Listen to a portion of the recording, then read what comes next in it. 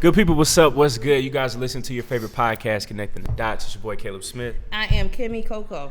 And Kim, we're back. Another week, another episode. Another episode. How was your week so far? It was great, I think. I went to work, so, you know, okay. It's like... Same old. Yeah. You haven't... Another day. Are you still... Hey, we still searching. Okay. Doing what we got to do. Yeah, take your time, yeah, sugar. We're doing what we got to do. Yeah. They have a lot of companies now that have good benefits. Mm-hmm. So try to, you know, work your jelly. Yep. And I told you I had a dream. Oh, so I really was. Oh, yeah. I was watching it. I think I fell asleep watching the news. Yeah. And it was like the sports part came on. And I was just like, is that Caleb? And I heard you like on the thing, and then it was like somebody else. But I'm like, where's Caleb? Like you were supposed to be on there. I appreciate it was weird. that. It was really weird. You speak that stuff into existence. Okay. You know? That's it. So the debate was on. Did anybody watch it? I saw it. It was very entertaining. Who watched the debate? Watched it. Oh yeah, sis, you saw some of it. She Who actually told me watched it was Monday on. Night Football? I watched Monday Night Football. Deshaun Watson, shout out to him. Beast. From Georgia too. This guy show love, man. He killed it. So I saw the debate too. You did? Mm-hmm. Okay, good. See, hey, it's all about balance. I can still watch football. I'm glad you watched it. No, man. I'm glad you watched it. Yeah, it was good. So that was one of the topics that we were going to discuss today was the debate. And another thing that we were going to touch on was the LA Clippers owner invested into Inglewood.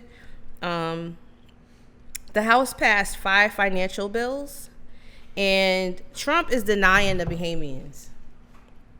I don't think that comes to a surprise to anybody. I think that was the thing that happened this week. They kind of pissed everybody off when you saw what happened in the Bahamas and you see that he's just like, yeah, no, we're not letting y'all in here. And on the other side of the debate is that people don't want them to come in here because a part of the immigration plan is for temporary housing or temporary shelter for people that either come from a country that's been devastated by war or poverty or you know their lives are being threatened and so you come here, you get yourself together, you make a way for yourself. But I think that the people that are saying that they agree with Trump are saying that they don't want the Bahamians to come here because they don't have a temporary situation. There is no more Abaco as they knew it. There is no more Grand Bahama as they knew it. So it wouldn't be temporary if they came here because they basically have to build from scratch the whole shit. Yeah. Is that a bad thing, though? You feel what I'm saying? Like, how does this really affect us? There's so much land out here, so it's not like we're pressed on land. He said and America resources. is full. That's a America's quote. not full. That's a quote. America's not full. I mean, that's what he said. You can go outside of Atlanta right now, and there's still properties that's being bought all throughout Georgia, and that's just one state. We're not talking about states in the heartland like Kansas, Montana, South Dakota, North Dakota. Yeah. Like, you know what I mean? So I think that that's very xenophobic just to say that it's full and that we don't have any more space. Well, you know how this country is. If they Everybody's don't see jobs. A need for you, if they don't see a need for you, then they don't, Right. But we had space for Melania to come through, though, right? Who? Melania? Yeah, Melania, whatever her name is, right? But we had space for her. You see what I'm saying? So it's just, I wouldn't even worry about things like that. We just got to do everything that we can do as a collective. But that's just dumb. Yeah. And Florida, like they can't even enter places like Miami or Key West. If you don't have a visa or a passport or what was it that you needed to have to get in there? Visa, passport. Then you can't. Wow. He's not giving temporary protected status to Bahamian victims of Hurricane Dorian. That's just off the table. Wow. So, you made a good point in the meeting. Who? You. I did? Because it's not going to be temporary. That's what I just said, yeah. So, yeah, because of that, then it's like, are they going to stay here forever? But then, even if they do we see that as a bad thing? Or... Because I don't really see it as a threat. Temporary protective status would allow Bahamians to work and live in the U.S. until the U.S. is deemed safe to return home. The same status is currently granted to over 300,000 people living in the U.S. from 10 countries, including victims of Haiti's 2010 earthquake. But it's not really. Bahamians can still come to the U.S. temporarily if they have the right travel documents, but will not be given work permits. So you wouldn't even be allowed to work? No. So so they can't come here. Wow. And then they'll be stuck to go to a different island in the Bahamas or... Yeah, Nassau usually is. Yeah. And they seen an uptick in crime in Nassau. They seen people being robbed. People are getting looting. People. I mean, but you have to think about it. It's a whole bunch of people that don't have shit. They're in survival mode. So there's no longer laws or morals that come into place. And I think that people got to understand that within context. So we can't try to humanize these people and say that they're criminals naturally or that they're this, that, and the third. But if you haven't had food or water and you got kids, word. And if you see somebody who has food and water, you're probably gonna do what you got to do to make that happen. The Bahamians have an issue in themselves, which is the status of the Haitians that came there after the earthquake in 2010. So there they were have Haitians a whole bunch who actually went to the Bahamas. Okay, that's interesting. So if you check our page, CTD_ATL on Instagram, I actually have been posting stuff from the Bahamian news, directly from a Bahamian press source. Right. And, Michael Jordan, I think we talked about this. He donated $1 million. Serena Williams actually went to the Bahamas, and she's on ground. Everything that you could possibly think to donate, they still need it. Wow. There's going to be a Hurricane Dorian drive in Covington. Okay. Next weekend. Let me find out what the information. If you are in the Atlanta area and you want to donate, I'll put it on the Instagram page, CTD_ATL, the information. Okay. And then you'll be able to see. There's also today, and I'll keep you guys posted on this, there's going to be a march on Galveston, Texas. Yep, I saw that. I posted it on our page too. Yep. And it's on behalf of Donald Neely. If you don't know who that is, Donald Neely is the guy that the Galveston police arrested on horseback and felt the need to tie his hands up with a rope and parade him through the street to the police station. He was homeless and he has a severe mental problem as well. We have a problem in this country with people that have mental illness. And I think that needs to be addressed because a lot of these things that happen with police brutality come from people that are mentally ill and they really just don't know how to treat them. And I think that comes from them not having a place to go. I don't know if you guys are old enough. I'm sure none of you guys in here are old enough to remember, but they used to have mental hospitals. Psych wards, right? You guys remember that? I mean, the psych ward in the regular hospital, but they actually had hospitals specifically for mentally ill patients, and they rehabbed them. But we have turned away from a rehabilitation. And they're just homeless now, right? I mean, they end up being homeless. Oh, for real? So it's not like it's free. Yeah. Privately owned. They're all private. Wow. Okay. Who? No one can afford to send her. Who? So it's monetized. Really? Yes. I think mine is too on the low, but it's a lot of people who are. We just don't know it. So if you don't have the money, you would be in, and we saw this too in another case in Texas, not too far from Galveston, in Baytown, Texas, where the mentally ill woman was shot by the police officer, and she's just like, I'm pregnant. Remember that? She just trying to save her own life to avoid being shot. She yelled, I'm pregnant, and still didn't work. The thing is, I don't think the police are getting the right training to how to deal with mentally ill people. Nah.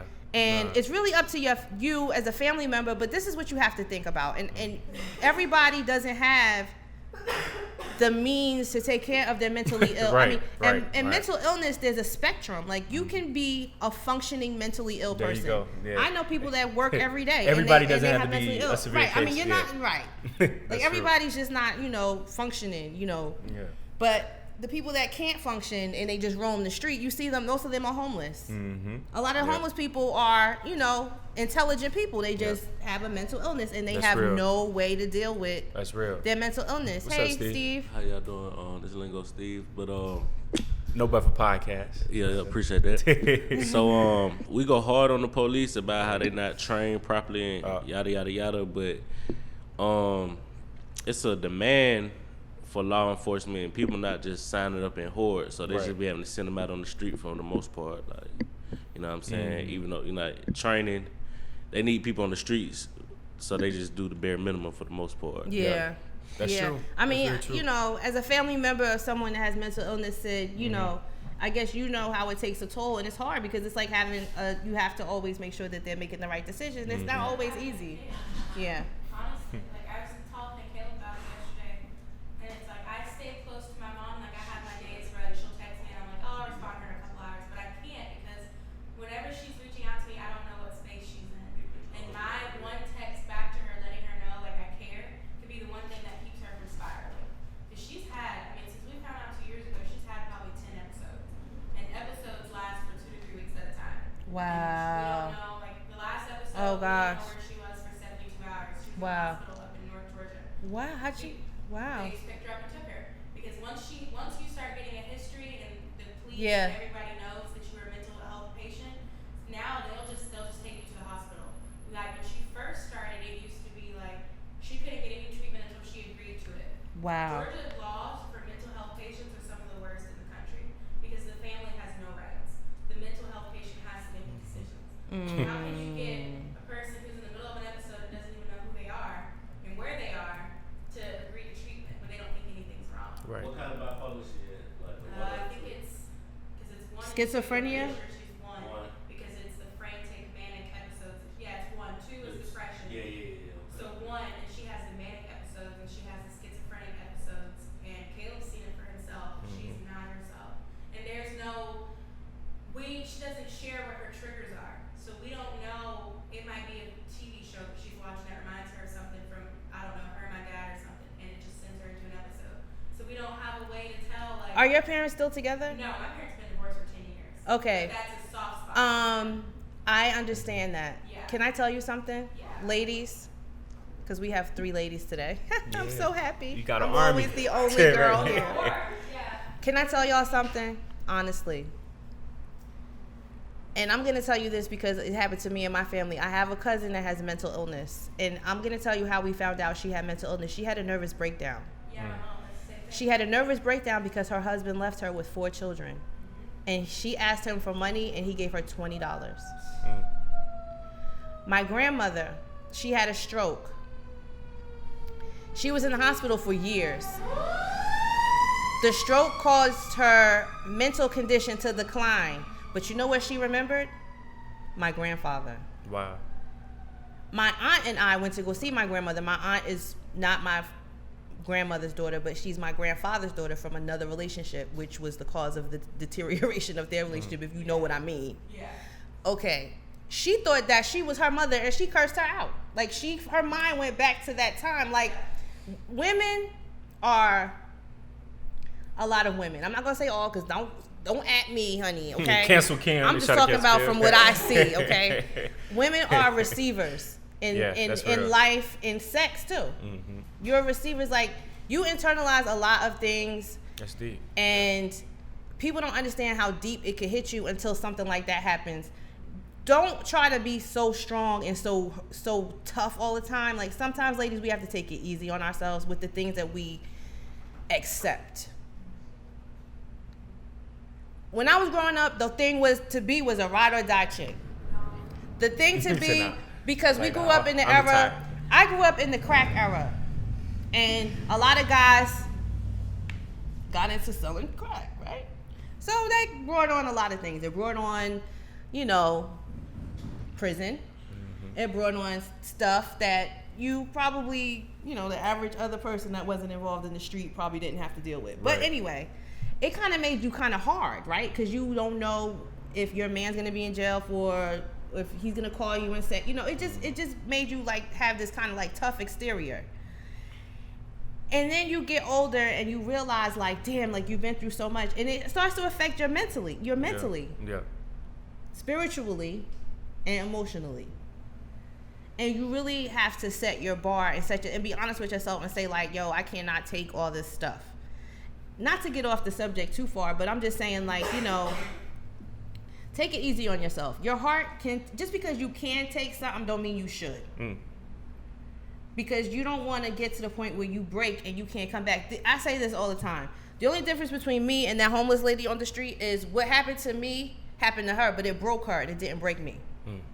You know what I'm saying? Yeah. Like it's just like something can happen to you. You just be like, yo, I just give up. Fuck it. Like you just snap. Like don't ever get to the place where you keep pushing your emotions and your spirit and your psyche like to the limit. Right. Because then all of a sudden you could get to a place where you can't get out of it. Right. Because it's really only you. Nobody could walk your path for you. Mm-hmm. So anyway, That's that was the thing about the Bahamas.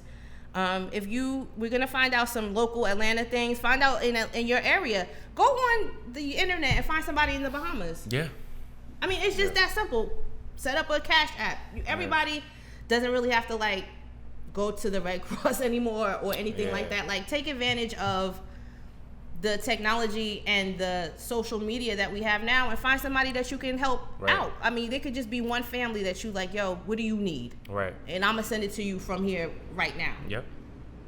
And it's that simple. And like I was saying on our meeting, like, this is a fine behaving man. You might find the one now. You can call me. We'll get you. We'll work 90 Day Fiance. We'll you going to be on TLC. You got to have a Bohemian. The other thing that happened last week was the debate. You guys watched the debate? Yeah, it was good. It was very entertaining. And it's sad What would you say, Sid? Yeah. Yeah, it is. Such a shit show. And it's so funny how they try to say, like, stay tuned, coming next. Like, this is a real show. Cory Booker. Don't vote for this guy right here. Wait a minute. Give me my... Trash, bro. He's so lame, man. He's corny. I was gonna have wrong flavor of the Kool-Aid. A special where I put this as a part of my collection. We do not endorse Cory Booker at CTD. I was gonna. No. Ken, you cannot say, "Oh, I'm gonna ride with Farrakhan until the end," and then 6 months later on CNN when they ask you, "Do you know Farrakhan?" He talking about no, but they got a whole video. Like, why are we doing this? But then you over here talking about Kool-Aid at the debate trying to get the black vote. Okay. I mean, Stupid, I'm man. Yeah, just because he's from Jersey. Newark, New Jersey. Emotional. Did he say I'm on the Breakfast Club that he's about focus and rising on all time? Let me address this emotional thing too, man. Emotional rhetoric. Men. Stop saying women are emotional. No. I'm not saying women. I'm just saying. Yeah, I'm not even black. No. I'm not even saying just you. I'm just saying people in general are making emotional decisions. Okay, you do know anger is an emotion too, right? Mm-hmm. It's emotional. Yeah. That's so an emotional any decision. emotion, okay. Yeah, it's all about being logical. You got to look at the logic behind all this. Yeah. Like, take the person out of it and look at the logic. Logically, we know Cory Booker is pandering to get the black vote, but he's not doing black stuff. Like, he has no black agenda. No nothing, but he's gonna talk to get the black vote. So you don't think Joe that Biden? I think that Joe Biden's dentures almost fell out. You said that to me. He ain't ready to be president, man. You can't be talking to your dentures about to fall out. And Charlamagne the God said that he's been running from an interview for like the whole year because he tries to send his surrogates out there instead of he himself coming to all the interviews. So he's trying to run away from questions. Okay, so Joe Biden, I'm gonna go in order because he's number one, right? Yeah. You guys know that he's number one in the polls? And he don't even have to do anything. But he's not even really doing much. He's not gone to all You don't see him on talk shows? Because he's number one. He's number one off of Obama's coattails. Literally. Emotions. Uncle Joe, like when people call him Uncle Joe. But we don't know about Uncle Joe's track record when it comes to the incarceration rate, when it comes to busing. That was the thing that... Did you guys hear what he said about slavery? Yes, it was terrible. What did he say? Let him know what he said. Did you guys, he keeps messing up every debate. It's bad. Did you guys hear what he said about slavery? And then, I saw a little excerpt. I didn't hear you remember when he said black kids can be just as smart as white kids? Y'all still talking about Cory? Nah, Joe Biden. Yeah, Joe Biden said black kids can be just as smart as white kids. He said something about slavery during the debate. Was this it? Okay. Understanding of why should voters give you another chance? Because it got done before. I'm the only one up here who's ever beat the NRA. Okay, so he's saying that he's the only one to ever beat the NRA. How can you prove that? Because the NRA is still around right now, and they're lobbyists. I guess with his legislation, he was saying that the ones that you do have are the legislation, the gun legislation that we do have with background checks and what have you. We wouldn't even have that if it weren't for him. But is it really okay? So effective? here's the. It's dumb.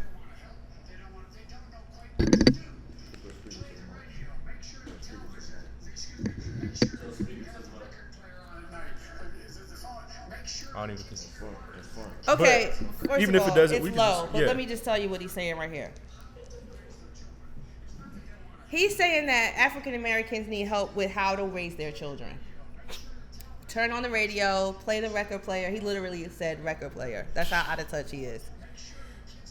Wow. Make sure the kids hear words. Make sure that, he said that the average black household speaks like 4,000 less words than the average white American household. That's not true. White kids. I better say, is it? They be sitting in the room playing Fortnite. Yeah. That's Where's the just study coming from? Right. That's my. Thank you, bro. I was just about to ask. Like, where are we getting it? 400,000 words less. So how do we count how many words somebody's using a day? then How do we know that? He got into it with That's crazy, man. huh? What's Stevie's Steve just say? saying like these people clowning out here. It's crazy. We talking about word counts in real life? Is this your king? This is the best representative, Joe Biden, man. So I can't get that to play loud. Let me see if I can find it on my computer.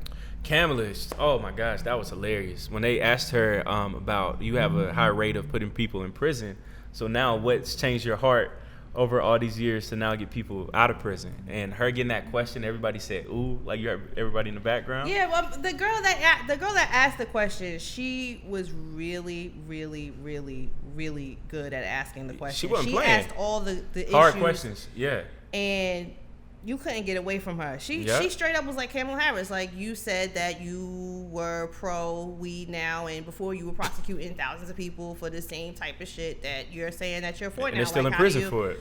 How do you make up for that? And she just was like, listen, Anytime somebody starts off with listen, and before they even say listen, they quiet for the first 5 seconds, it's about to be a lie. So I got a question, and I didn't get a chance to watch the debate. I'm gonna definitely go and check it out.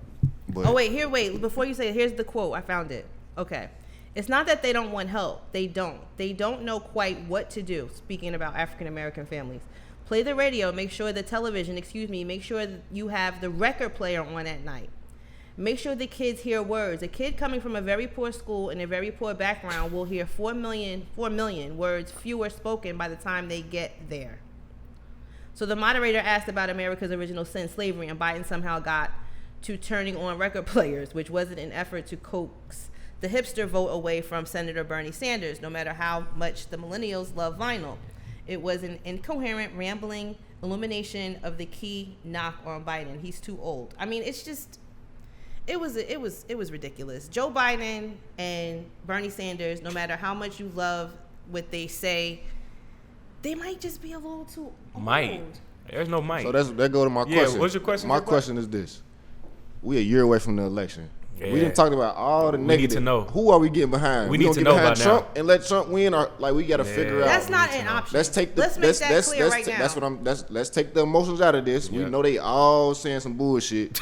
Right. Which policies do we want to get behind? Yeah. Which candidate has the policies that we want to get behind that's going to support? I mean, they all got some bullshit that we don't After support. watching the debate, and I always narrow it down to 3 people, I'm more pushing toward Elizabeth Warren. Oh my God.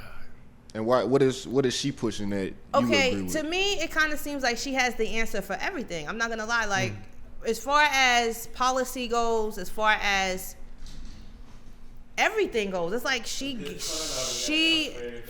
she could Facts. get That's called a politician. things. I'm not gonna say she could get things done, but she had the right answers for me for that debate. Anyway, Andrew Yang, they tried to clown him because they're like, okay, dude, you're gonna give everybody $1,000 a month. For That real. ain't happening. Like, how you Bruh. gonna do that? Like, they kind of brushed him under the rug. Buttigieg, he was. Booty judge. Buttigieg is okay. I like Pete. He cool, man. I think as far as it goes, when I said Elizabeth Warren, everybody shunned me. Who do you think? Did you watch it? Steve said, But I ain't I'm got saying, time like, for what- games, like- man. What is you say? Buttigieg? That's what you just said. Oh, she was just saying, he's solid, but not. Like why? On that Like level. what is? Like I'm saying, like what is he doing that you feel is gonna change? Like what is gonna Personality. make the difference? Or really, no, seriously, like that's what people vote on is personality. That's emotions. Dead serious. That's emotional, though. I mean, You feel like me? for me, if I had to choose one, I would probably have to choose Bernie because I know that he has a real chance. And I like Bernie because I like I say, with the student Bernie loan speak stuff, to me. Like stuff that I want, like that benefits me personally. Right. It might sound selfish, but no, most people are that's the voting purpose of a selfishly. vote. You That's feel the me? purpose of a vote. He talking about that tuition. He talking about the tuition. Yep. He talking about free Healthcare. healthcare. Yep. Those two big things in my That's life what you right now need. that can change my life. That can change that in my life. Easy. I That's like right. that. You feel me? That's right. And that's why I'm behind him. Like, and I just feel like he's passionate. Like he's been through this. Yeah. He's been through this. Like it's to the point. Like consistent too. Yeah. He might be. He speaks real passionately, but it's just like, man, I'm tired of this shit. Like I think he understands it the most. Yeah, you feel me? I feel it because it feels like every other candidate has a bad history. And with Bernie, you can look at clips from Bernie from the 80s, and he's speaking the same message from 1980, whatever, all the way up to now. Kamala Harris, not the same message. And I think Elizabeth Warren, all these people is not the same. Don't understand is like Joe Biden is still an older white man, and so he comes from a time. How old is Biden? 70. Cause Trump like 72. Yeah, Trump's older as well. Old as hell too. Like, yeah.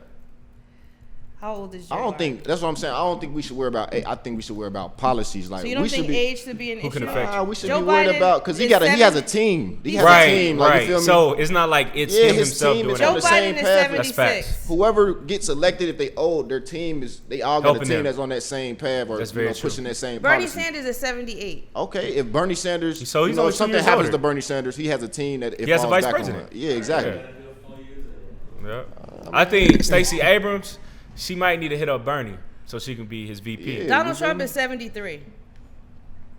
So they're all, In their 70s. And then, because Obama was the youngest, how old was Bush? Bush, he was in his 40s as well. He was like in his late 40s. No. At the time, in When he was 2001, president? he was like early 50s or late 40s.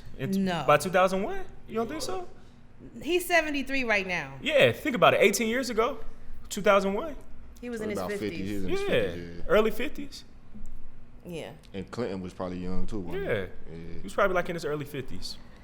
So I don't know about, having a 78-year-old starting.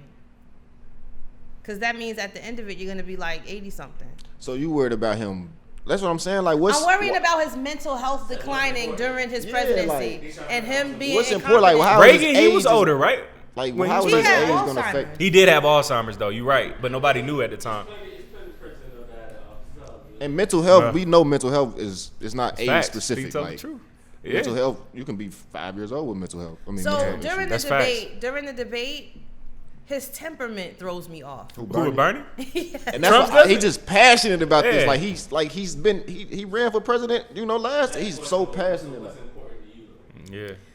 What do you mean, the issues or the person? And the person, the qualities I look for? I mean, somebody that can Lead. What Leave. qualifies as a good president candidate to you? What's important to you? Probably gotta the be issues or the charismatic. person's I think personality. and that's what I'm saying. We should be focused on the issues. Forget their personality. Like, that's what I'm saying. Separate the people Black said, from "I the ain't gotta like problem. you." Like, that's Yeah. the emotional part. Like, Yeah. let's separate the people from the problem. Like, we have problems we trying to get taken care of. Like, who But is I'm going to asking you satisfy those because problems? We are talking about the debate. So during the debate, if you can express your issues in a way that makes sense to everybody, if you could communicate your issues in a way that makes sense to everybody, if you can be stern and really, We not the everybody though. we are everybody. But a Why smooth talker aren't we? can do that. A smooth talker can say some good shit to you. You feel me? Yeah.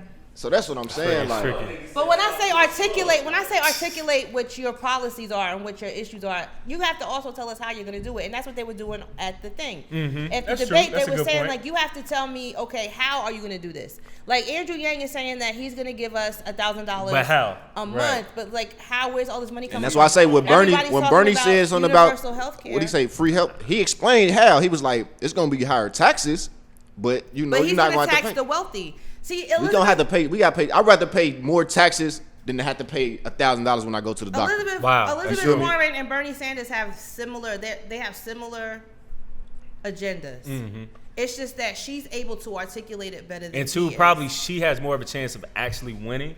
So if You think so? I think so, because I feel like with Bernie, I feel like it'll probably come down to those two. But over time, people are probably having those same concerns of, all right, he's older, but Warren, if she has the same vision, she can just put Bernie inside of the cabinet. I never really understood. Like, you know what I mean? Uncle Joe. Everybody affectionately calls him Uncle Joe, and it's like he was the vice president. What does the vice president really do? It's just right hand man stuff. Politics is very confusing. I think it's his actions, in the Senate and Congress. Yeah. Like him working with people that develop those relationships, so they look at him like somebody that they being a white man around all the cool black people makes you look good. And that's all it is with Joe Biden. Joe Biden is not racist, but Joe Biden is race insensitive. Yeah. So, he's like the guy at work. Yeah, I know what you mean. He says the dumb stuff. He tries to talk the lingo. He try to, yeah. I hate when white like people. it's lit. Yeah, be like that. Yeah. What is he saying he gonna change? I don't even. Joe honestly, ain't saying nothing, bro. He's done no interviews. What is his policies? He's really. Yeah, because his name. See my point? It's just because his name. It's because he's connected to Obama. That's it. That's it. Steve, Joe Biden has done 0 interviews. You haven't seen him on The Breakfast Club. You haven't seen him on Good Morning America. During the debates, he only talks about 3 or 4 times, and then that's it. And I always use the example, like my pops.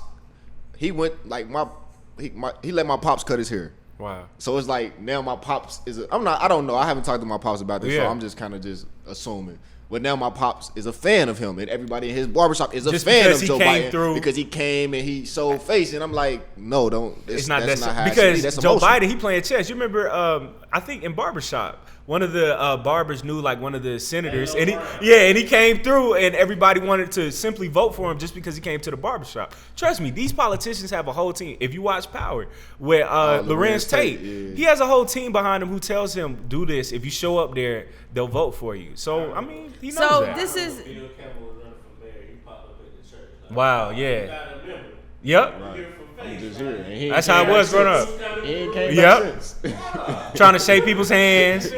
Yep, that's how it is on Sundays. Hey, Steve, you remember Victor Hill? Victor Hill, he was in Clayton County. But when I was growing up in church, every single time around election season, for the sheriff's office, he used to come through. He was nowhere to be found any other Sunday. But when it was time to vote, he was there. And he would try to pray with everybody, kiss the babies, all that. It's all a game. This is the part of the debate that really got me. So the moderator, Lindsey Davis, he asked Biden, in a conversation about how to deal with segregation in schools back in 1975, you told the reporter, I don't feel responsible for the sins of my father and my grandfather. Yep. I feel responsible for what the situation is today, for the sins of my own generation, and I'll be damned if I feel responsible to pay for what happened 300 years ago. So that's how he feels about public records. Slavery. That's how he feels about reparations. Obviously, that's how he feels about. So basically, he's just like, well, let's just fix it from what we have now. And his answer, his thing is education. So he said, you said that 40 years ago, Davis continued, but as you stand here tonight, what responsibility do you think Americans need to take to repair the legacy of slavery in our country? And said that's when he said, there's institutional segregation in this country. From the time I got involved, I started dealing with that. Redlining banks, making sure we aren't in a position where you talk about education.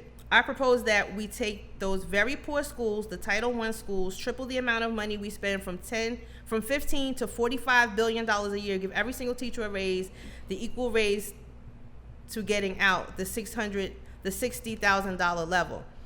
Number 2, make sure we bring help to the teachers that deal with the problem that come from the home. The problems that come from the home, we have one school psychologist for every 1,500 kids in America today. It's crazy. The teachers are, he said, I'm married to a teacher. My deceased wife is a teacher, so you're not married to a teacher. Wow.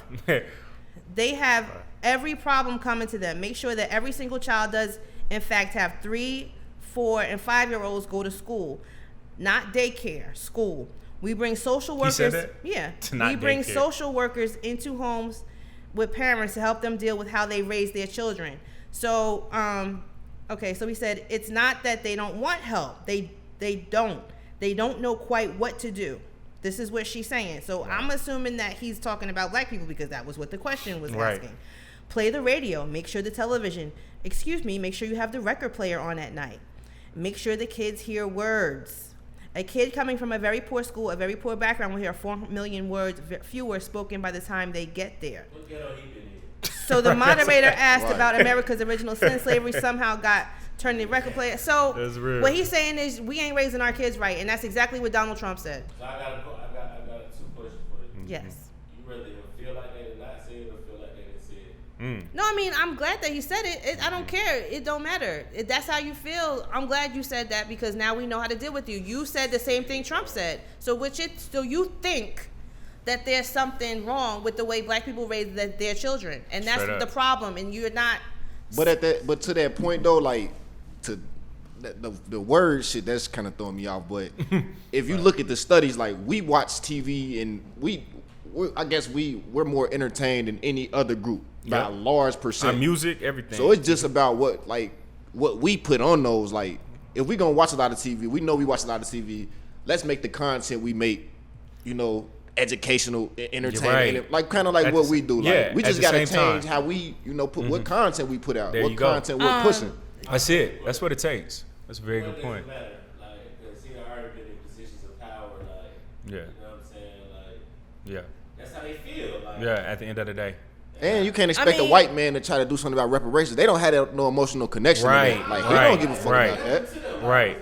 Right. For real, for him to be a strong advocate of that, I would question that. Like, bro, that's not really your battle. Like, you feel me? Yeah, isn't sincere. Yeah, like are you just doing this and saying these trigger words? Like, I'm gonna get they trigger words at the end of the day. That's it. Well, that's what Candace Owens was saying yesterday. Did you guys watch the Revolt conference? I'm about to finish that. What you played? Yep. That's what Candace Owens was saying. She was saying every year the Democrats get y'all with one topic, and the topic is. This time it's reparations, right? It's not even reparations, just period. Just anything that has to do with. What you want to hear. What you want? No, like racism. Yeah. Anything that has to do with racism, the Democrats use those trigger words to trigger you into voting against the Democrats. Well, I just think what it's going to have to come down to, we got to be independent voters. And we can't have loyalty to the Democratic Party, Republican Party, and just being real. And Kim, black people, we don't talk about this. Most black people are actually Republicans and don't even know it. Y'all just vote Democrat. Listen. Taking advantage of the black vote and doing absolutely nothing to fix our communities and expecting us to vote for them again. So that's what she was saying. Yeah, she's right. They don't fix our communities. I'm going to play it again. Democrat every year, but nothing changes. It's the same. She tell the truth. No. I don't know. Okay. But yeah, she's telling the truth, and that's what it's just gonna come down to. Like, we just can't vote. Any party done. Right. That's what I'm saying. We just gotta vote independent. So that was Killer Mike's point, and Killer Mike made a very good point. And let me see if I can put what he said on here. You said play it louder. As Democrats, you did the same in cities like Atlanta. You failed in other cities, but the most important thing is self-organizing. By the time we get to a candidate, we should have a list that says white man, white woman, these are our demands. You can meet them and get our vote, or not, and we're going to stay home and crochet and make collard greens. But what you cannot do is continue to argue over who is the best master. I don't give a fuck if it's Trump, Obama, your mama, my mama. What the fuck do you have for me and my community? Now, if you do not, and if you stop playing, oh, I'm going to say the snazziest shit to each other on stage, I'm going to show that motherfucker this is going to be a quotable, and we close up the doors, and we simply say, how do we take the good of what you have, the good of what you have, the good of what you have and you have, how do we shape it into a 10-point agenda to present to every local, state, and national politician? If you cannot meet points on our agenda, we simply can't support you. I like you. I love your casinos, Mr. Trump. I like you, Bernie. I like maple syrup that comes from Vermont. But what do you have for us now? Period. Exactly. And that's all I'm saying. Like, take the emotion out and let's see what these people offered. Yep. And who offered, they might all offer something good. But who has the most? Who's offering the most? Candace Owens had a good point when she was saying that 75% of black homes have no male representation. She was saying some shit that people don't like to hear. Bill Cosby got canceled because he said it. People say it and people get mad, but what Killer Mike was saying is true. Like, what she is saying is true. Like, you can't just ignore her. Everybody started going at her. Just because she's a conservative. She's a conservative, but she has some valid points that need to be addressed. Yep. T.I. was right. Yep. Everything that he said was right. And I suggest everybody go back and watch this because it was so important. And I was telling Steve before we got here, like, whatever you have to say, it can be stopped right now. Because what Killer Mike just said is the answer to everybody's question. It doesn't matter if it's the red, the blue, the left, the right. Like, what are you doing for us? Right. Period. What are you doing that's going to specifically target African American issues? And Kim, and that's okay.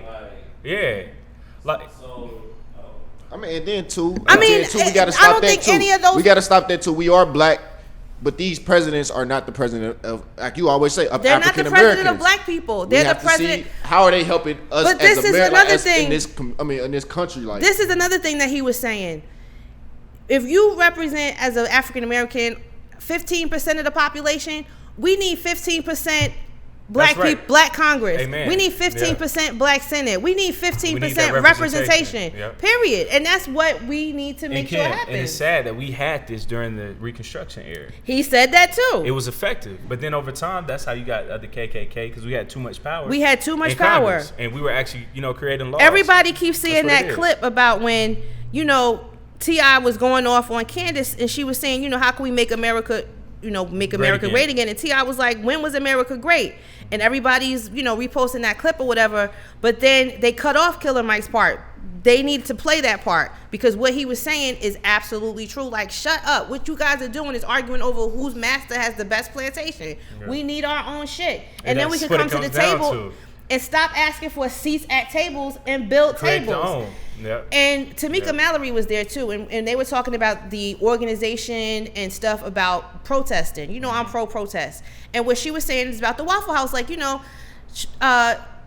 Shanika had everybody wanting to boycott the Waffle House because they treated her. And what Killer Mike was saying was like, yeah, that was a good idea, but y'all were too broad with it. Like, why did you have to? Why did you boycott all the Waffle Houses? You should have boycotted that Waffle House first. And kept it very specific at the time. That's where it happened. Because that's just where it happened. So, not every Waffle House operates like that. So we had this conversation when Queen Yanazdaha was here. Yeah. I told her that. Yeah, Yanazdaha.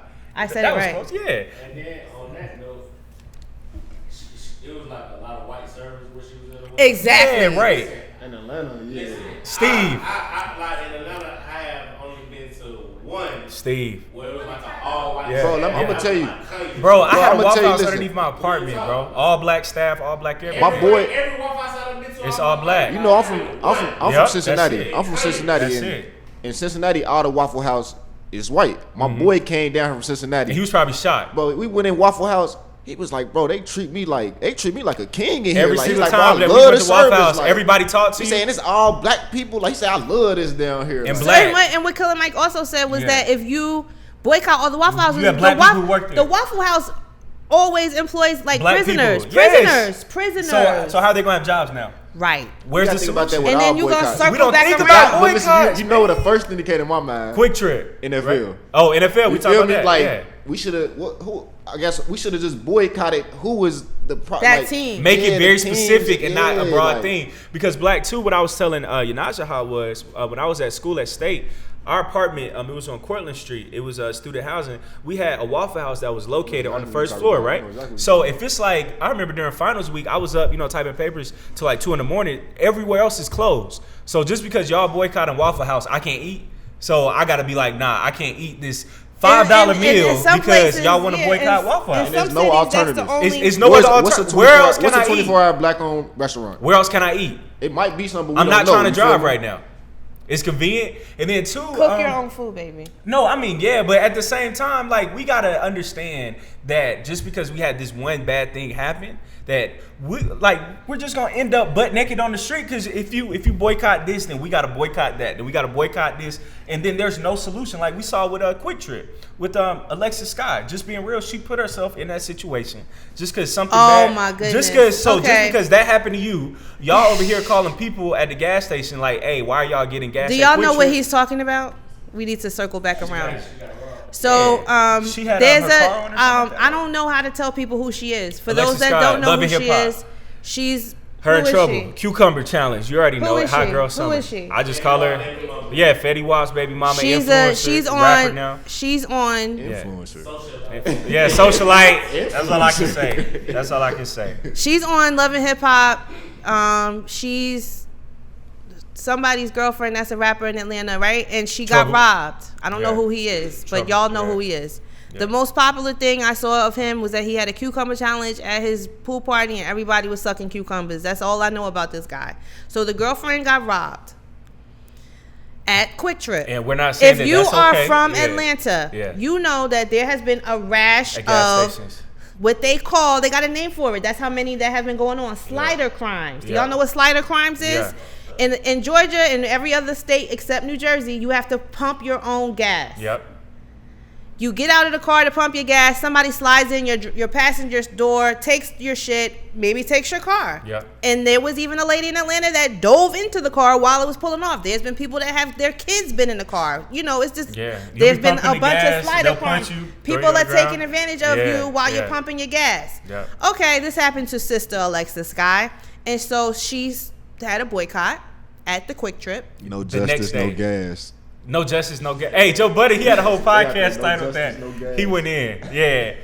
Hey, Black, you saw Joe Budden's podcast on that? I think that's why I heard they went in. Yes. What they say? It's just like we gotta, just like what Black was saying. We gotta have solutions. Okay, so no. What's the alternative, bro? They got no justice, no gas. They were out there saying this. There was about 12 people out there, and Jay Morrison was out there. Thank you, bro. And Steve, hey, Quick Trip, they be having like an all-black staff. But listen though. That's it. And Steve. That's not Quick Trip problem though. Bro, Steve, this was on Howard Mill. And look, hey, mind y'all, Howard Mill Quick Trip has a security guard on duty 24/7.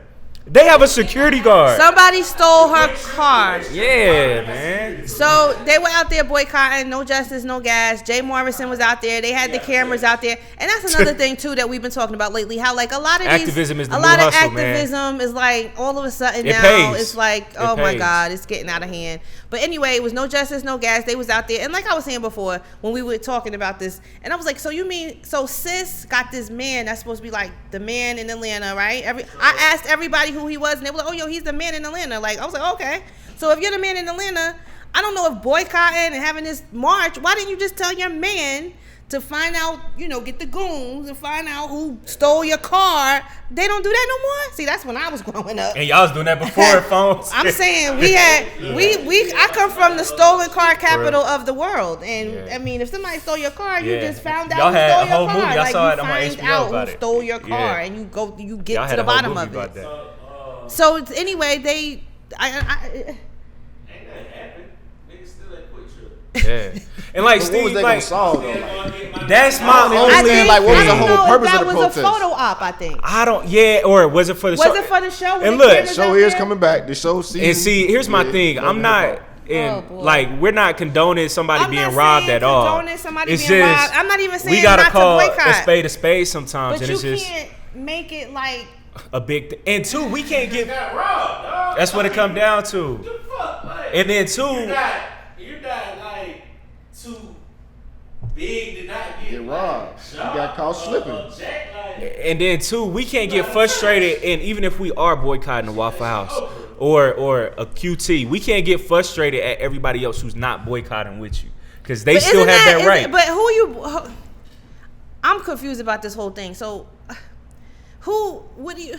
I think, Ken, what we need to start doing. Who's the pay? Wait. We got to have a plan. Yeah. Who are we trying to actually target? Who are you trying to get to? Right. Are we trying to go to corporate? Was she robbed by black men? Probably so. I mean, I don't. Like, you know what I mean? What was that supposed to do? It's fucked up. You say probably. That is. No, but I'm not saying it like that. I'm just saying like Howard Mill. Yeah, like Howard Mill black. Like, you know what I mean? Is Howard Mill black though? Yeah, Howard Mill's black. I was on. Howard Mill just like 10 minutes from here, or 5 minutes from here. Speaking of, okay, forget them. I hope she gets her car back. I don't know what to say. Yes. So he's not wrong for what he said, right? Oh, I had another quote from him. Yeah. Terms and whatnot. But do we really expect them to be advocates for our fight? Who is them? Politicians. White people. Yeah, politicians. Yes, we do. We don't expect them to. We don't expect them to, but we are making them. We want them to. We are gonna have them to. They're gonna have to. You're gonna have to come. True. They are. And Steve, but I'm gonna be real. It's not even about us being the minority per se. Where the problem is I don't even agree with us being the minority. We gotta feel entitled. We don't feel entitled, so we gotta come and have a real black agenda and say y'all have to accommodate us. Because I think that we have this problem of feeling bad for wanting a black agenda, and then us saying, well, they're not the president of black people. What you just said right. is the whole Every problem. other group has a very specific plan. What you just said was the whole problem. What you just said was the whole problem. Not feeling like we entitled. Should, that we are entitled. Absolutely. Yeah, we should be entitled. Yes. I don't feel like we don't feel entitled. I feel like what I said. Like I'm not expecting them to fight for me. Right, but where the problem lies so they let me down. I'm not mad. Right, just like I feel that. You should be mad. Back to Jay-Z. If Jay-Z let me down, I'm not mad because you weren't invested. It's a win-win with this Jay-Z because if he don't make shit right, the shit is already fucked up. So it's not like if he makes if he make a change, then damn, okay, that's good for us. But win-win. If he don't, this shit. Over for real, why the bro. fuck is we mad? It's a win-win situation. Like they're not playing for my team. Like I'm not expecting them like they play like. But that's what I don't understand. Like if you put yourself on a world stage to take care of people, how are you going to expect people to not get mad when they only receive the bare minimum? Right. That's real. I can. And then we have a conversation that we're comfortable with it because we know what's going to happen. So it's like. Why are we I just think comfortable with expectations. We gotta just let the expectations down. Because you already know, you're like, okay, I don't expect them to take care of this. Okay, that quote in itself says, I already know you don't care about. And I'm okay with that. But you're on this world stage to literally care for everybody that is under your umbrella. You know what I'm saying? You got to be real about the situation. But this is that's settling. Yes. Everyone. Yes. But who has taken care of us? Like we've been let down so many times. It's like we gotta make the decision. That's all I'm saying. Like, yeah. Because we're sitting here asking about it, like, but we're sitting here acting like they shouldn't do that. But that's what y'all signed up for. That's like, real. If y'all have another agenda of what you're gonna do, doesn't change your job position and the title of what's supposed to be done. That's real. You have to make sure that you are represented. Yeah. And that's what he was saying. Like, if you are 15% of the population, if you are indeed the minority, which those numbers are kind of throw me, but okay. If you are 15% then you should be represented 15% of your government. Yeah. So the one president I feel like is supposed to be talking for me. Who? Obama. Like I feel like he's supposed to speak up for me. Like, Yeah. Or, but you know what I'm saying? But I don't have like more mayors that I feel like was supposed to be that was on my team. Yeah, that's the problem. But we don't come with actual plans. We just vote, but we don't have any set agenda.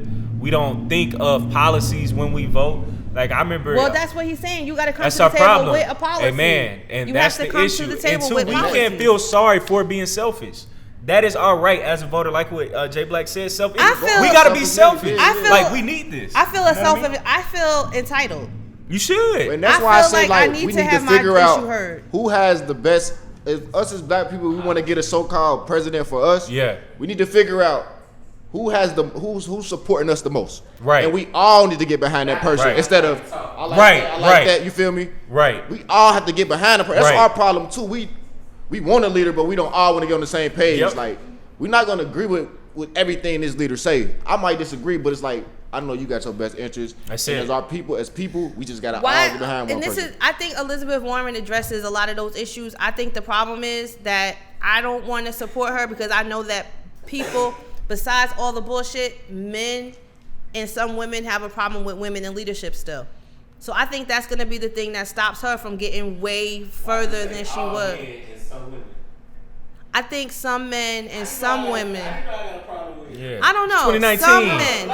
Yeah. All right, my bad. I take that back. Doing us dirty, I think some men and some women have a problem with women being in leadership because she actually has a lot of the people up there have the same qualifications. Yeah. They have the same. Some even more. As Bernie. Yeah. And honestly, I think Bernie got screwed over last time. I think that the Clinton administration screwed him over. I think we should have a woman. Because, like, for real, at the end of the day, like, women make shit happen. Yeah. And I always use the example, like, when I was in college, like, me and my homies, we always wanted to go on spring break trips. The one spring break trip we did go on, a woman planned it. Exactly. It went through, like, it was just like, man, women make stuff happen.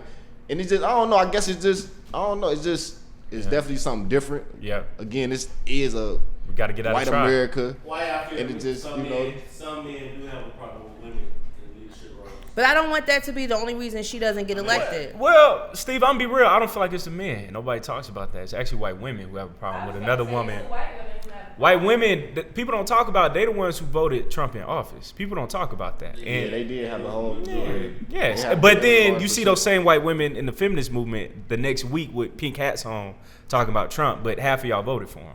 And I think that all of us fall for that. Because I don't think it's really, of course there's men, but I feel like most black men, we at the point now as just black people, we don't care. Like if you can do it, we don't care. Because we had black people, I don't black think that's men the right with attitude to Hillary. have, though. No, I'm not saying that that's the right mindset, but I'm saying, like I saw even with Hillary, black people, black men or women was down. But when it, right. No, I mean, I don't either. But I'm just saying, like, we can't be talking about black men or black people being the problem. I don't think it's us. I don't think it's us before we even get that far on the local level. Mm-hmm. On the local level, your city council people, your mayor. Yeah, like how we got Keisha right now, who's mayor.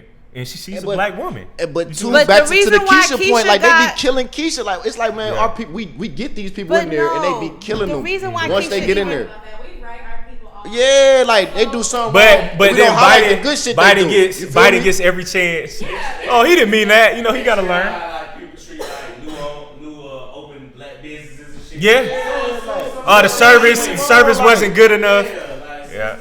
So the issue that we need to address are our own issues. Our own issues. We need to address our own issues. And people don't acknowledge that how fucked up we is for real. Yep. They don't. Yeah. Like they did a number on that. Go ahead. Yep. You know what I'm saying? Like, You want to talk on the mic? Yeah. No, you Go ahead. Talk. I feel like people don't acknowledge that. Well, that's what Candace Owens was saying.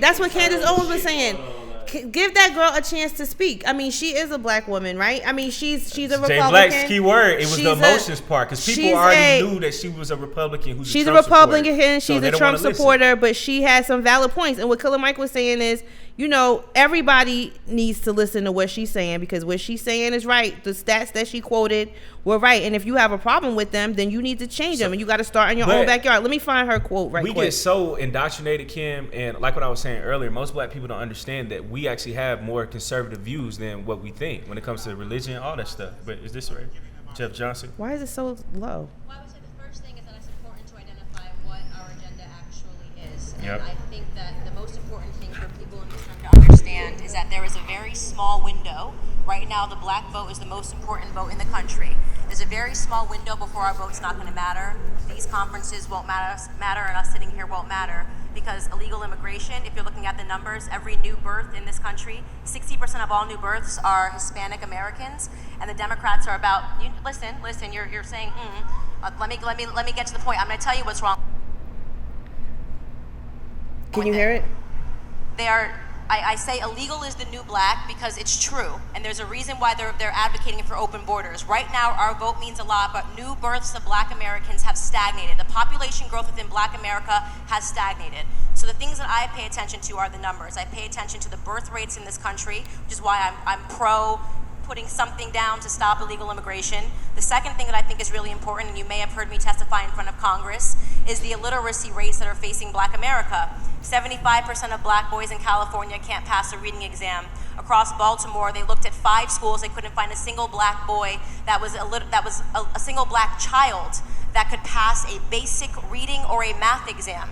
So I caught a lot of slack because I said this is the Democrat plantation, but I meant what I said.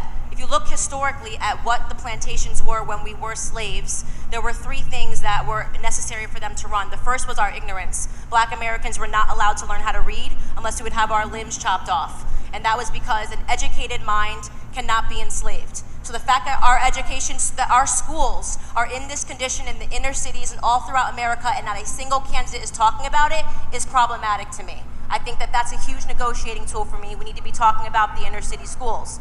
Another component, and this is the biggest issue that I think is facing Black America today, which was important to maintaining the plantations, was the breakdown of family. The biggest issue facing Black America is father absence.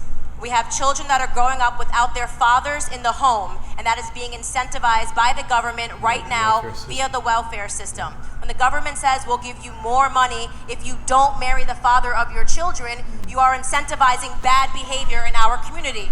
What happens when you remove a father from the home? This is why I do not mess with feminism at all. I'm not with it. This breakdown and mocking masculinity, making it seem like there's something wrong to be a man, all of this contributes to the breakdown of family. When you remove... She dropped facts. And then, look, like I said, I don't know how true those numbers are. But facts. We talked about the truth that. hurt, you feel me? Yeah. And people don't want to hear that, you feel me? People get emotional. That's why people don't fuck with her. And if you look at the crowd, she's pro-Trump. She's pro-Trump. But what she was saying was right. And what Killer Mike was saying is, you could get mad at her if you want. Everybody's in the crowd. But what she was saying is right. And until we address it and pull it out, and open it up and let it air out, then I'm like, we're going to keep going around in circles and the same thing and the same thing. And we talked about this before in another episode. Everything that they talked about, we talk about all the time. Yeah. Everything that they talk about, we break down all the time on a weekly basis. Yeah. We try to come up with issues and we have these open conversations. Mm-hmm. And we talked about the 75% of Black boys in California. We talked about that on the previous episode. We did a whole thing about states. We did a whole with thing about literacy states rates. and their literacy All 50 rates. States, yeah. We have a problem with literacy. Yep. We have a problem with education. Yep. And it starts at home. How do you talk to small children? But these kids, but they know how to work tablets, though. It's time but they to can't read. eat, boop, boop, boop. Yep. Like, you don't have to talk to your kids like that. Yep. The earlier Stimulate you their try mind. to talk to your kids in a great grammar, great education, a great, grammar. Yep. While their brain developing. While their brain is developing. At an early age. While you're teaching them how to read. Teach them a different language. They can start learning even Spanish. Even now, even on Facebook, and people get mad at me, I'm from you all the time, because I'm like, if you can't spell it, then you can't read it. If you can't read it, then you can't say it. We got grown people. Because you got to think, when people be reading and they can't read, they just skip over the words. Exactly. Yeah. Bro, like, we too grown for that, bro. Right. Like, you should know that word by now. And we don't know 2 and 2 there and there. Like, let's be Small honest. Let's things. just be honest. And that's why people, until we got a lot of work to do. Yesterday I was on Edgewood. Shout out to you. And King by Queen, is that your Instagram? I saw her out there, and I was just walking around. I just go to Edgewood sometimes because Edgewood is just a cool place to be. Yeah, it is. I just be walking around sometimes. So I was down there, and I saw so many white people. Yeah, I told you. They never come to the other end of the block. Did you ever notice that? First half is like all the white bars. Yeah. Before the bridge or something? Yeah. No, not even that far. Let's see the homeless like, you know people. what street, that little street on the side, that little side street, right before you get to like where K. Michelle's restaurant is, like they never come that far down. And I'm just like, what's going on? This is one of the most historic Black They don't care about the history part. That's what we got to understand, man. I was like, they taking over Auburn Avenue, all that. What history to them? They don't care. Killer Mike's barbershop is down there. K. Michelle has restaurants down there. There's a whole bunch of Black businesses down there. But they come, and then it's just like, it's so weird to me that we aren't investing more into neighborhoods like that. I was like, oh my God, the ancestors are shaking. But no, I thought then you just posted on the page. They said they was doing a little movement to stop gentrification, or the Black people, they invested some money into. Yeah, we saw that. They are. And they are investing more into that neighborhood. And a lot of those businesses on that strip Black owned, right? Yeah, but now they shut the whole strip down at night. Oh, for real? Yeah, the police shut the street down. Yeah. But they don't go past Boulevard, so you don't see them in Crowd Street. Wow. Down from the highway, literally to Boulevard. Wow. So it's. Those are facts. Yeah, shout out to King by Queen. We went and we I went by the barbershop, and I just walk by sometimes because I just like that neighborhood, and I would love to own a house, but it's like getting further and further away from. We got to understand, man, gentrification happens quicker than we know it. People think it's this long process. On the West End, I remember going out with Sid. This was like back in May. We were thinking it was going to be all black. These white people, they took over a whole distillery. It's a whole entire setup, and it's all white people. White Street. Oh, White on the Street. West End. That's exactly how ironic. But yeah, on White Street. Exactly. I went to middle school over there. Like, Wow. It's just totally like right All So white you- people, right, Steve? When you drive past, You it? guys, Yeah. I said back then, guess what used to be called? What? Niggerville. Wow. are you serious? Wow. It's crazy. And now it's all white. And we got to understand, we talking about the West End, like nobody would ever think that would be a white area. So that's changing. Auburn Avenue's changing. Edgewood, all that. So we just got to be aware. And I remember not living in the Honors College, but working there, having class there. That building was Alonzo Herndon's building, one of the first black business owners in Atlanta. Centennial Hall, it's on Auburn Avenue. It's like a real big building. Where they made that library. You remember where we did the A3C? Oh, it's right there. Yeah. It was like right across the street. Right. It's a library now. Yeah, right. Yeah. Right across the street from that. That's what it is. Yeah, That's Yep. the building. Mm-hmm. And it's like right across the street from that. And that was Alonzo Herndon's building, Atlanta Life Insurance Company. And they have nothing talking about him inside the building. All you see is a small little Alonzo Herndon name on the ground. That's it. You don't see a statue when we go inside of the building, nothing. And that's why that's our job, though. Yes. That's We can't our expect, job. and then like I always say, like gentrification is not race specific. Nope. No. Gentrification You is about the money. Right. It's simply making a neighborhood middle Flipping it. class, like middle class or something. I think It's that's the flipping it. definition. Do So you- we Yeah. have to gentrify. Exactly. You feel me? So as Exactly. you- Or so being re-gentrify down there- our own stuff. Being down there in the shop, Yep. do you guys have people that come to patronize the business down there, like white people, or do you think that they just are coming to peep the scene and like try to buy stuff? I don't know. I mean, especially for the barbershop, like we have all types of clientele. We know, like, just because, for one, just of, like, the brand of the shop in itself, but just for everything that, like, Killer Mike represents as well. Right. You know, Yeah. so it's on top of the business side, and then, like, somebody's fan base on top of that. But, like, just for who that man is and the power of his fan base for the right reasons, that can make a beautiful situation for anything that you Yes. I think that he should run for everyone that doesn't know, King by Queen on Instagram, follow her. She is I'll make sure to amazing. She has follow a you really after dope this. personality. She works at the swag shop. Do you do women's hair as well? I do. So she does it all. Check her out. Yeah. And Killer Mike's shop is where she works, and what he does is amazing. We talk trying to about get Mike him all on the the time. show one day, man. One day he needs to really come down here. I really wish that he would come down here. But Yeah. the things that he represents and what he stands for make people want to support his businesses, Right. and that's what it takes. I think he should run for office. But I feel like he's the type, just like Tip, because I remember somebody asked T.I. the same question, is that they'll feel strained down by politics because you can't do certain things, or if you got people who pay for your campaign, you got to do backhand things. I think we live in a time now to where it's acceptable to be yourself. Because like in Being Houston, transparent is It's what's the gonna best. get people to follow That's you. real. Like because when you do, Facts. Yeah, it is. when you- He yeah, just 'cause when said you what do mess up- everybody Yeah, was yeah, gonna he's be an like, man, he entertainer. human. At the end of Yeah. the day, he's an entertainer. we looking at these politicians like they can't make mistakes. Right. Like if Obama would have fucked up, it would have been the end of the world. If he had like a You cheating feel me? scandal, it But would've if somebody been, like T.I. that we know is a felon, he Yeah. get in there and he might make a mistake. We like, man, he's human. Like we Yeah. understand that we gonna give He's him trying. a chance. Like you feel me? He's trying.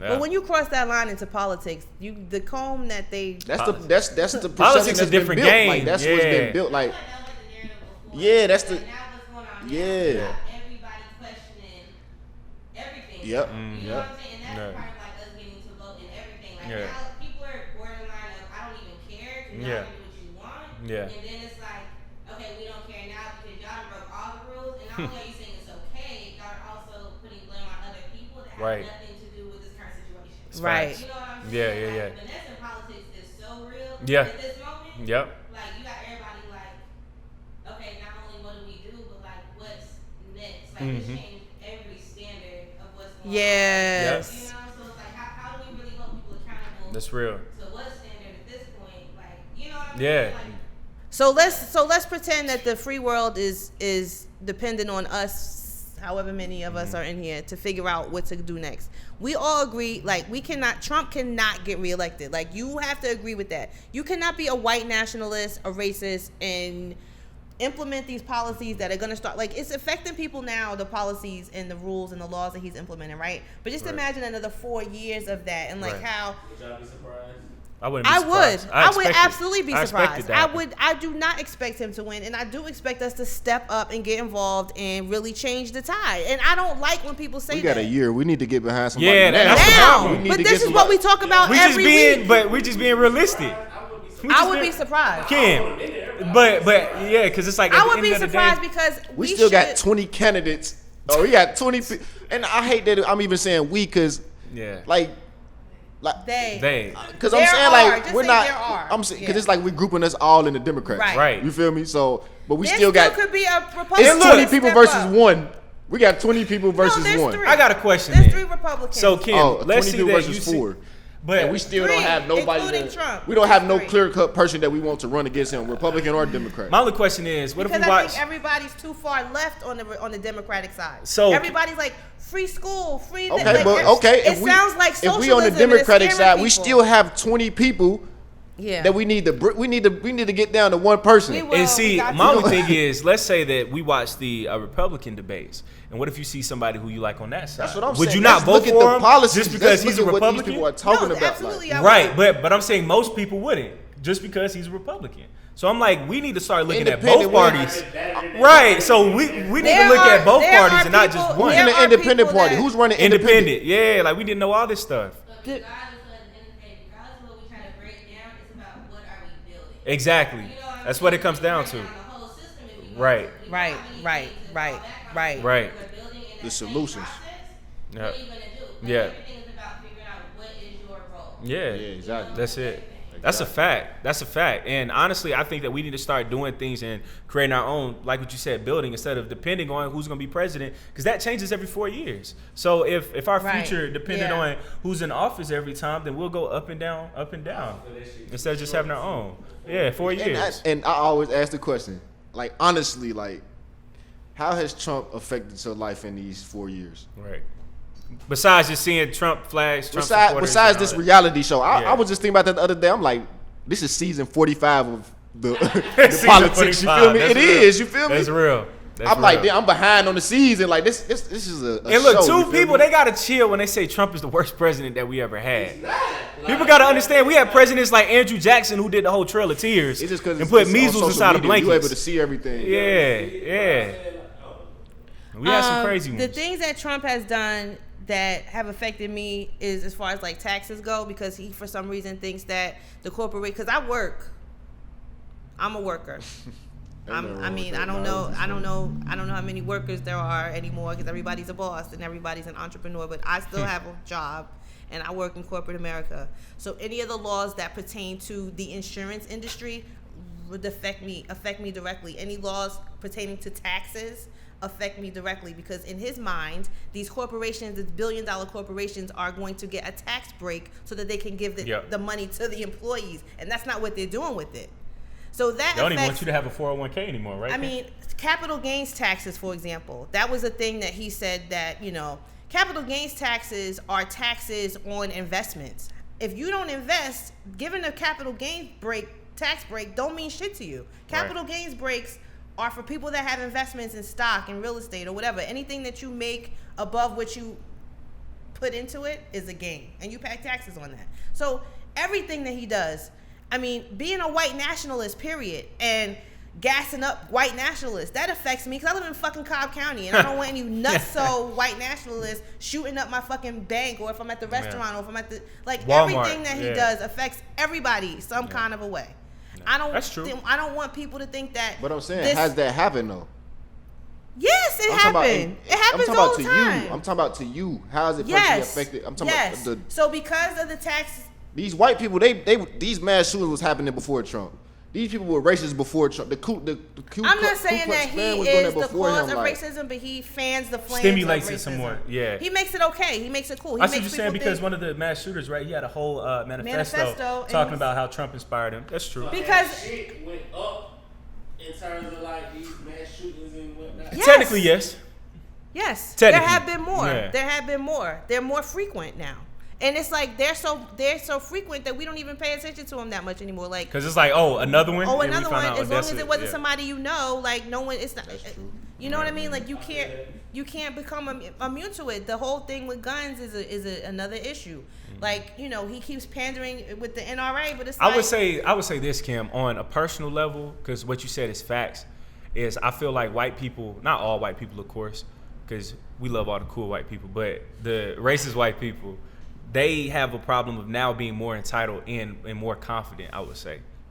Like, we see that. But, you know, to Jay Black's question, still, like, on a very, very personal micro level, I would say it's still the same. But devil's advocate. It's still the same. We had that same feeling with Obama. Yeah, because we had Mike Brown who was shot, Sandra Bland. I'm talking about we felt more confident. That empowered. Like, he's our guy. He's in office. So it's going to be the same, like. Right. He's their guy. I just feel like. He's their guy. For every black man that was inspired by having a black president, there's a white man that was intimidated by having a black president. Right. So it's the same thing, though. It's the same thing with Trump. It's just in reverse. Yeah, it's the same exact thing. Right. That's what I'm so saying. That's like, why they feel like, oh, it's our turn now, you know, blah, blah, blah. But, I mean, what you did with your inspiration for Barack Obama is you started your own business. What you did with your inspiration for Barack Obama. You probably got into politics. You got into politics. Yeah. You voted. You learned about, you know. But what they're doing with their inspiration is shooting people, buying guns. But, I like to look at the positive out of everything. Yeah. Trump being in office is basically not saying that this whole conversation was about Trump, but it's sparking this whole what we need to do. It's sparking, that's a great thing. We questioning these politicians. Absolutely. It's sparking a whole different thing. It's sparking a change for the better, I think. Right. I said that I'm optimistic about the future. Yeah. Shit got to be hella worse before. And to Trump, one good thing, and I remember Reza, he even posted this from this episode, or from our past episode, was that Trump, he woke everybody up. That's one of the positives too. Exactly. Is that, you know, when we had Obama in, we thought everything was peaches and cream. So this shows you America, still America, and we got a lot of work to do. We do, and every week we have these conversations, and we encourage everybody to get involved. We really want you to follow us on CTD_ATL. Yes. Connecting the dots on anywhere you listen to your podcast at. Yep. And we always talk about everybody else's podcasts. Yeah, so we need to so when you listen to CTD_ATL is the Jay only Black place I get my news from. Yeah, he said that's my only news. It's only news source. So if it's not posted, you already know what it is. Yeah, every time I talk to them, I'm like, guys, did you see this? He was like, the only thing I know. That's my news. I don't watch the news on TV, so I get my news. That's where we go to. And like I said, I appreciate everybody that inboxes us and tells us stuff and puts us up on stuff, and we share it. And that's what it's going to take, a community involvement. Amen. I really, really, really, really appreciate everybody that sends me stuff, and I look into everything, and I try to repost everything. Yep. The one thing that we wanted to talk about was the bills. Did you guys have that email? Do you have it on your phone? Yeah, with Maxine. So Maxine Waters, she's just one person. We know her because they like to talk shit about her all the time. But there was some financial bills that were passed last week. Let me see it on your email. Because I don't think... Jay Black, you have it on your email? I can pull it up. The House passed 5 financial service bills. You ready? Real quick, we're going to go through these. H.R. 2852, Homebuyer Assistance Act of 2019, a bill that will make it easier for home buyers to buy a home with federal housing, FHA mortgage alleviation. Why is your thing like this? Shortage of certified appraisers. The bill was introduced by Brad Sherman, a Democrat from California. It passed 419 to 5. So that's great. Yep. If anyone wants to buy a home, that's great. Yep. H.R. 3620, Strategy and Investment in Rural Housing Preservation Act of 2019, a bill that would permanently authorize the U.S. Department of Agriculture, the USDA, Multifamily Housing Preservation and Revitalization Program, and further authorizes $1 billion to carry out the program. It also requires the USDA to come up with a plan for preservation of rural multifamily housing backed by the USDA loans. So that's great. Housing is a big issue, especially here in the city of Atlanta. You have to rent is really high. We talked about that last week. Because of that. Homelessness and yeah. This bill was introduced by Rep. William Lacey Clay, Democrat from Missouri. Now, when you hear us say who's introducing these bills and what the bills are, if they affect you, make sure you congratulate your friend or your neighbor or yourself because you voted for these people. And this is what I mean about local government. These are the people that implement stuff like this that's going to affect your daily life. Jay Black was saying, how does Trump affect my daily life? And I told him how it trickles down. But those things are not possible until they get voted on by the House and the Senate. Facts. And those are the people that you vote in your local elections. So it comes from your local election. So remember these names and remember the good things that they do, because when they come up to be voted for again, you can always, my earring fell out. And I'm sick of trying to save it. I'm sorry. I'm just going to free myself. I had a whole situation. Let me show you what it was, y'all.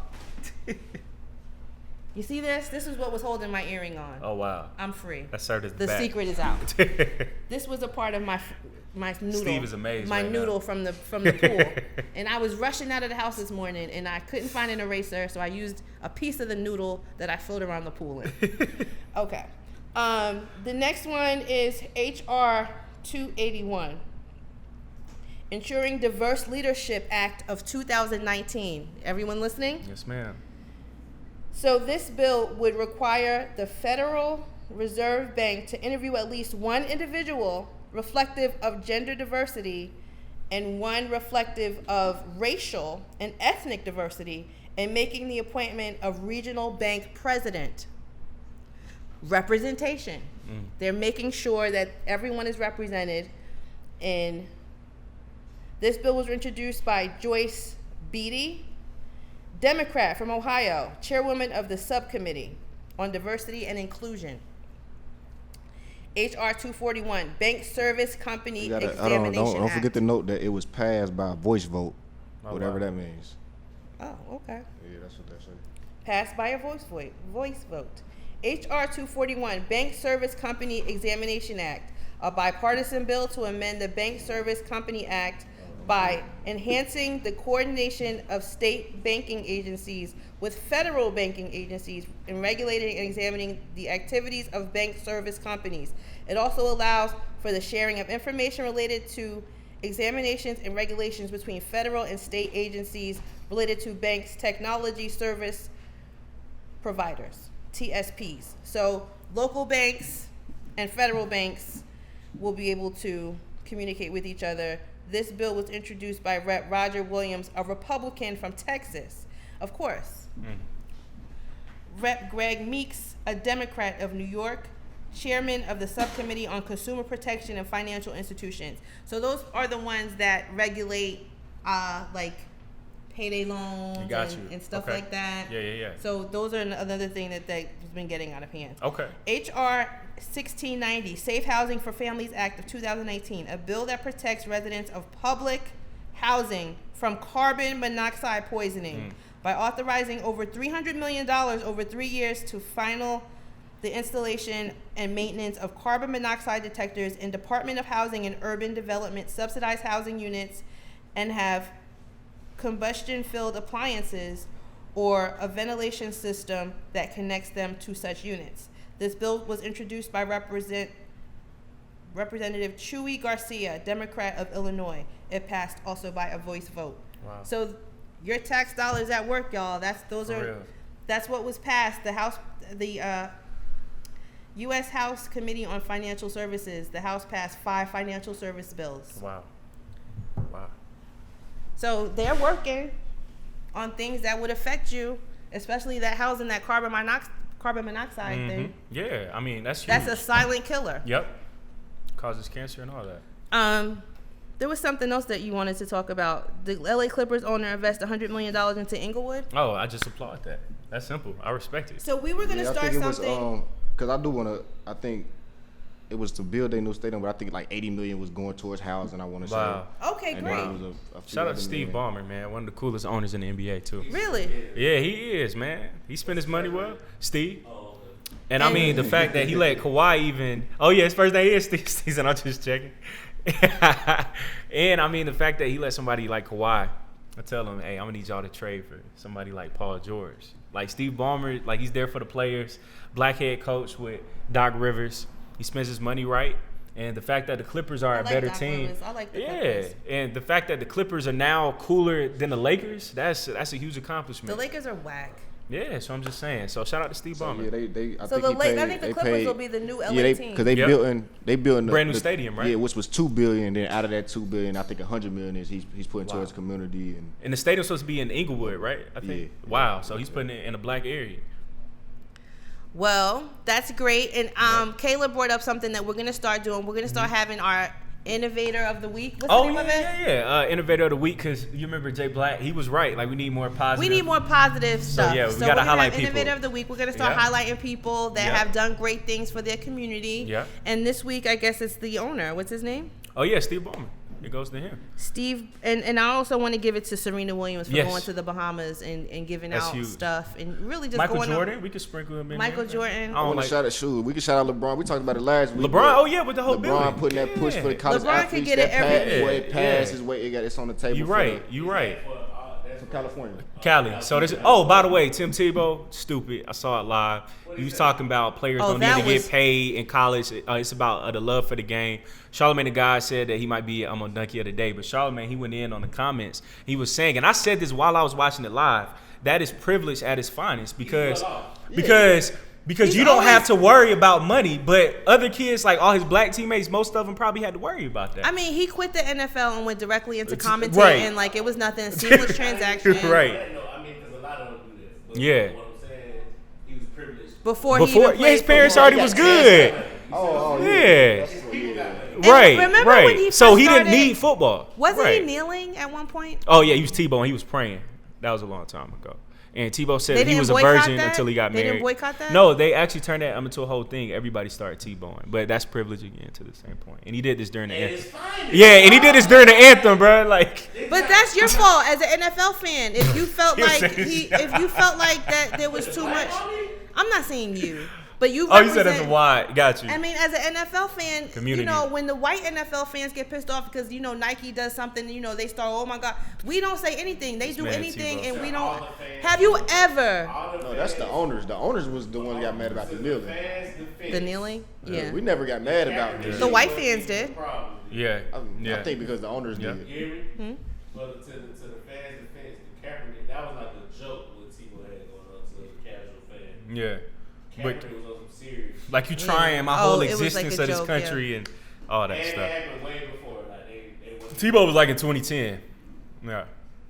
Well, like I always say, find out who your local representatives are. Facts. Your Congress people, your senators, your governor, your mayor. Yep. And make your issues count. Like, That's you are an American. Your ancestors bled and died so that you could even have and built this country. We don't give them credit for that. Literally. Built this country for free. And just like one of the issues that they were brought up was immigration. Mm-hmm. And what they were saying is, just because of this country was brought is capitalistic, right? Mm-hmm. Capitalism requires there be a slavery class. Yep. So if you stop the immigrants from coming in, if you're anti-immigration, guess who the next class of people next is that they're going to try? Up. That's what happens. So you okay with them in the slavery class? It's not whether I'm okay with it or not. That's what the capitalism is. If you like people just gotta wake up to that. That kind of go both ways. You gotta get yourself out of that then. Fact. Right. Yeah. You gotta. I mean, in order to have, it's easier said than done. In order to have capitalism, you have to have racism or classism because there's got to be a lower class of people to do the work for next to nothing in order to get things done. You okay with that? No, we're not. That's why we're free, and that's why they pay whoever they get from whatever country $2 when do it for free. To do it for free. Nike because with the sweatshops. That was a point that Killer Mike made, and I suggest everybody go watch that Revolt TV thing. What he was saying is, they can pay the Mexicans $2 an hour because if they pay us, once upon a time after slavery, we were the craft. We already had all the trades. We had all the trades because we did all the work. So black people at some point became laborers that deserve to be paid more money, right? Yep. So they don't want to pay you.